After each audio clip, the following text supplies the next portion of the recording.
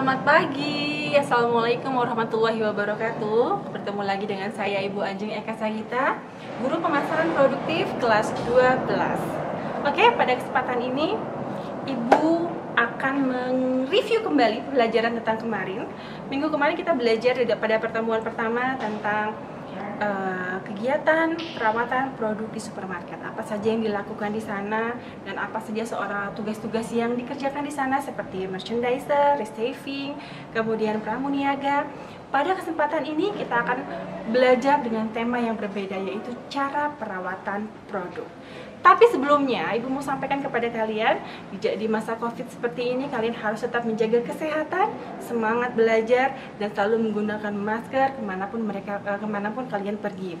Jangan lupa bercuci tangan selalu, menggunakan hand sanitizer, menjaga kesehatan dimanapun. Baiklah anak-anak, inilah materi selanjutnya.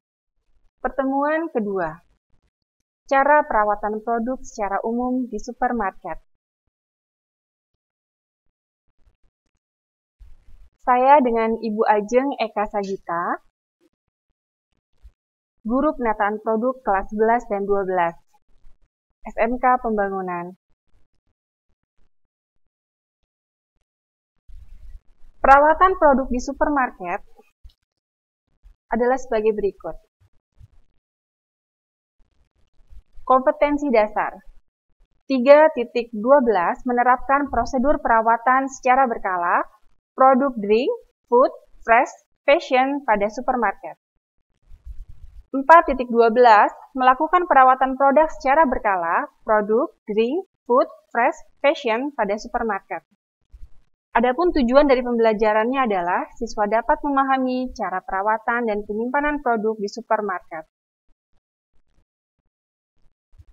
Pengecekan dan perawatan mutlak harus dilakukan, karena akan mengakibatkan kerusakan jika tidak dilakukan perawatan secara berkala. Kegiatan ini harus dilakukan setiap hari oleh pramuniaga untuk menciptakan kenyamanan bagi pelanggan. Perawatan produk food dan drink. Pada perawatan produk food dan drink, ada beberapa hal yang harus dilakukan. Yaitu yang pertama, jagalah kebersihan dengan melakukan pembersihan etalase dari debu setiap hari. Yang kedua adalah melakukan pengecekan fisik dengan melakukan pengecekan kondisi barang dari kerusakan, tampilan, penataan yang sesuai dengan SOP perusahaan. Yang ketiga, melakukan planogram dengan menata kembali produk di etalase yang sudah tidak rapi menjadi rapi kembali. Pembahasan kedua, perawatan produk fresh. Pada perawatan produk fresh, dibagi menjadi 3 bagian. Yang pertama, meat atau daging, yang terdiri dari daging ayam, produk laut seperti ikan, udang, cumi-cumi, dan lain-lain. Yang kedua adalah buah-buahan, yang terdiri dari buah-buahan lokal dan buah-buahan impor. Dan yang ketiga adalah sayur-sayuran. Sayur-sayuran terdiri dari sayuran hijau yang segar, cabai, wortel, tomat, dan lainnya. Cara merawat produk fresh.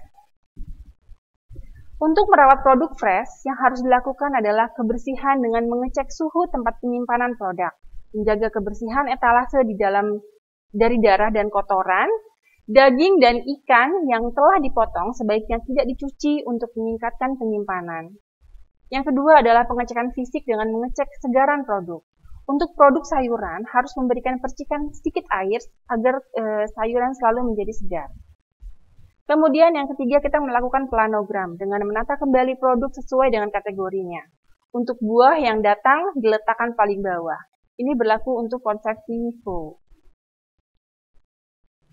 Perawatan produk daging. Daging yang dijual diusahakan dari rumah potong. Produk memenuhi standar kesehatan, kemudian daging sapi yang dijual sesuai dengan peta daging. Daging ayam yang dijual potongan atau bentuk utuh.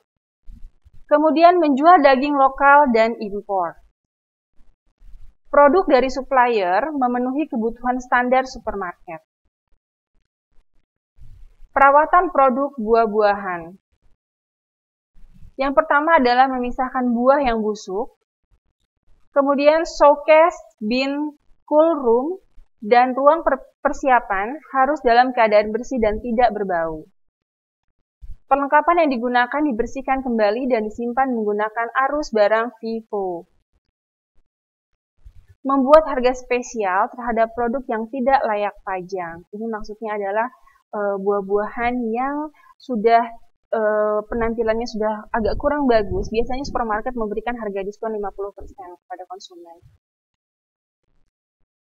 Kemudian mencatat perubahan dan pemusnahan barang setiap harinya. Selanjutnya, perawatan produk sayuran. Sayuran yang tidak segar harus dipisahkan.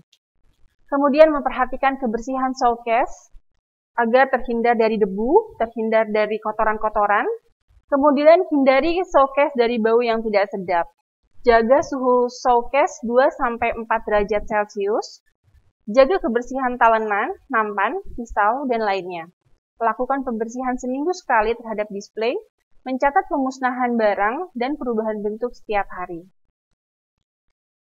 Berikut adalah tayangan video produk sayuran.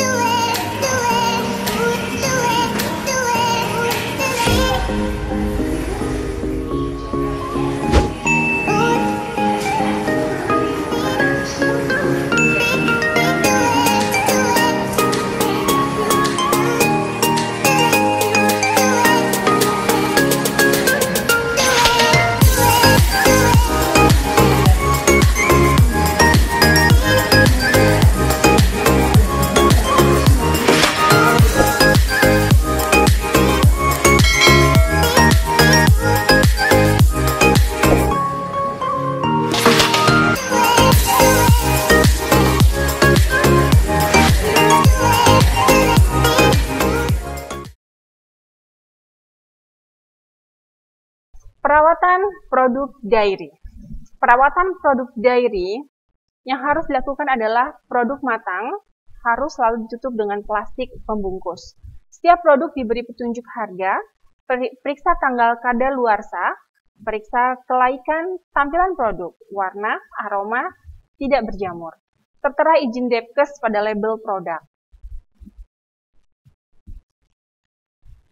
Kemudian yang ketiga adalah perawatan produk fashion. Ini adalah tampilan produk fashion yang ada di supermarket. Biasanya mereka mendisplay menggunakan interior display atau window display. Kemudian cara perawatan produk fashion. Yang pertama adalah perapian meliputi penataan barang, penggunaan alat display, memajang, dan aksesoris. Jadi penataan barang, bagaimana produk fashion itu ditata dengan baik di sebuah counter atau di tempatnya. Kemudian penggunaan alat display yang tepat untuk produk-produk fashion. Kemudian pemajangan untuk barang-barang baru, biasanya mereka akan dipajang di depan etalase toko atau window display.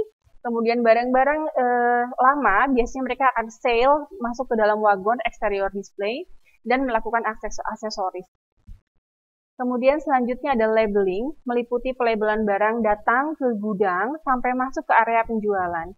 Pada masa labeling dimulai pada saat barang datang ke gudang sudah masuk pelabelan untuk menghindari kehilangan, kesalahan, dan sebagainya. Display melakukan penentuan kriteria dan teknik pemajangan. Kemudian ada visual presentation. Kemudian alat bantu display fashion dengan menggunakan alat display yang tersedia. Jadi pada saat kita memajang barang di supermarket, barang-barang fashion harus menggunakan alat-alat display yang sesuai.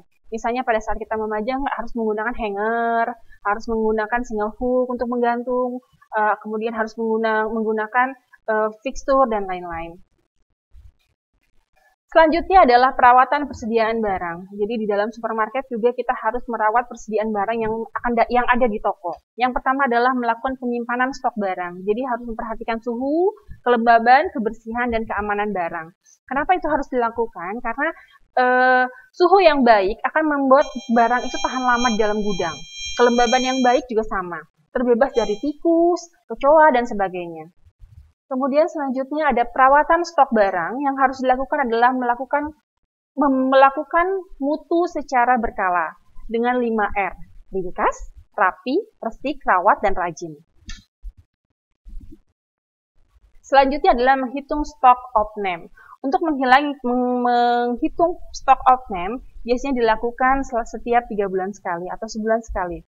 Stock of name dihitung untuk menghitung barang yang terjual dan barang yang sisa, sehingga nanti bisa menghitung berapa yang harus dipesan kembali, berapa yang tidak usah harus dipesan kembali. Kemudian yang terakhir adalah pengendalian stok barang yang mencakup barang masuk, barang keluar, penyimpanan, dan pelaporan ketersediaan stok, serta pengadaan yang dibutuhkan. Cara penyimpanan di gudang. Penyimpanan di gudang bisa dilakukan dengan menggunakan frozen, yaitu alat yang digunakan untuk produk beku. Biasanya frozen itu untuk menyimpan daging, ikan yang masih fresh, dimasukkan ke dalam frozen biar bertahan lebih lama. Kemudian menyimpan dengan showcase sealer. Alat ini digunakan untuk pemajangan di area penjualan. Biasanya digunakan untuk untuk stok persediaan sehari-hari. Kemudian produk yang beku, sebelum dipajang dinormalkan terlebih dahulu, supaya terlihat segar. Hindarkan pembekuan kembali setelah daging dilumerkan. Penyimpanan produk olahan dapat dilakukan dengan showcase sealer dairy, buah, sayur, dan daging. Baiklah, sekian penyampaian materi dari Ibu. Terima kasih telah mengikuti pelajaran Ibu dengan sungguh-sungguh. Kemudian semoga apa yang Ibu berikan bisa bermanfaat buat kalian, bisa dimengerti dan bisa aplikatif untuk kalian di rumah. Selalu menjaga kesehatan, sekali lagi semangat belajar, dan sekian dari Ibu. Terima kasih. Baiklah anak-anak, sekian pembelajaran hari ini. Kita akan bertemu lagi pada pertemuan ketiga minggu depan. Jangan lupa kalian harus buka Google Classroom, karena di sana Ibu sudah memberikan tugas-tugas yang harus kalian kerjakan. Ibu akan beri kalian waktu 2 hari untuk mengerjakan. Tetap semangat belajar, tetap menjaga protokol COVID, jaga kesehatan. Ada quotes yang ingin Ibu berikan. Hiduplah seakan kamu mati besok. Dan belajarlah seolah-olah kamu akan hidup selamanya. Tetap semangat. Sampai jumpa.